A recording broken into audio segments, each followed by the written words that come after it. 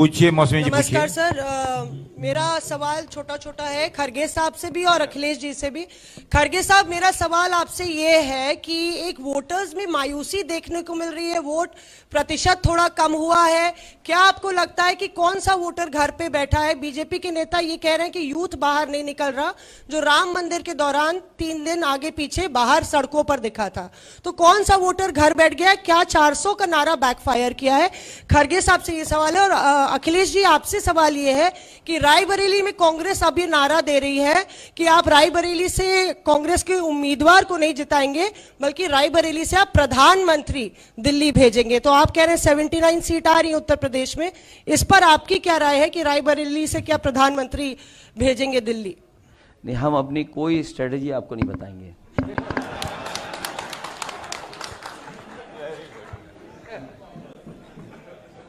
भाई, किस बूथ पे बीजेपी हारी हम क्यों बता दें इनको?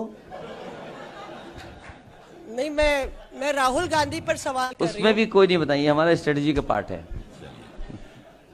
अब मैं आखिरी एक है मिस्टर राजीव सिंह, अविनाश जी, खरगे साहब से पूछना चाहते हैं, 400 का क्या नारा बैकफायर कर गया है बीजेपी के? अखिलेश जी ने जवाब नहीं दिया खरगे साहब से कि 400 का नारा क्या बैकफायर कर गया है बीजेपी के लिए?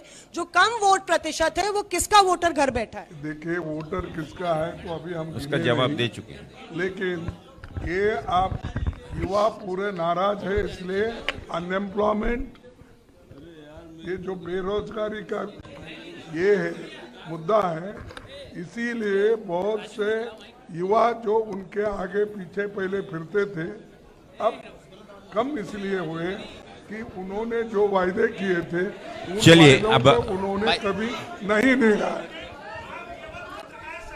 शांति जी, आप कोई नहीं डराएगा। बोलिए। खरगे जी, आखिरी प्रश्न। खरगे जी, प्रमोद कृष्णन कह रहे हैं कि अगर राहुल गांधी आएंगे तो राम मिनट, मंदिर का फैसला बदलना जान चाहते हैं। अरे यार,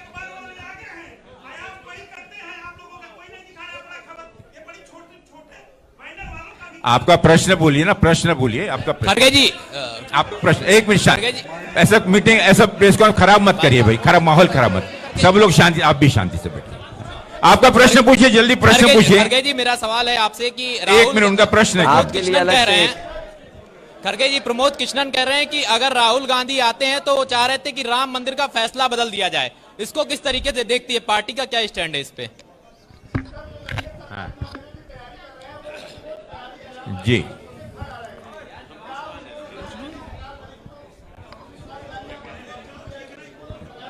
हाँ सर,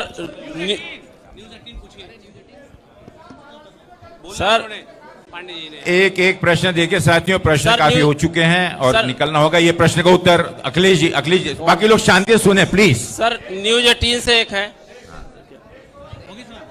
खड़गे जी, ये हमारे दोनों इंडिया गठबंधन समाजवादी पार्टी के विजन डॉक्यूमेंट में है कि जिन नौजवानों को नौकरी मिल जानी चाहिए वो नौकरी दी जाएंगी।